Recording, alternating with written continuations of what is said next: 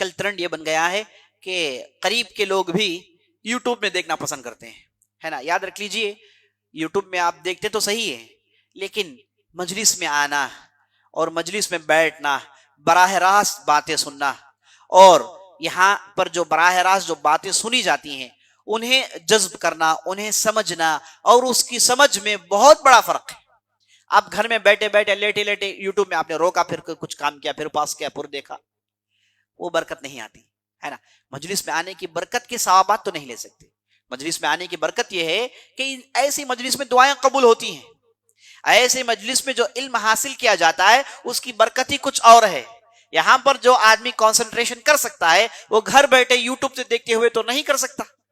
تو اس مجلس کا بدیل، اس مجلس کا سمجھے کہ نعم البدل نہیں ہے یوٹیوب چینل. اسے ہمیں اچھی طریقے سے سمجھ لینا چاہیے. اہل علم کے بیانات میں آنا اور بڑی تعداد میں آنا اور بیان کو سننا اس امت کا پرانا طریقہ ہے، اس امت کا پرانا طریقہ ہے.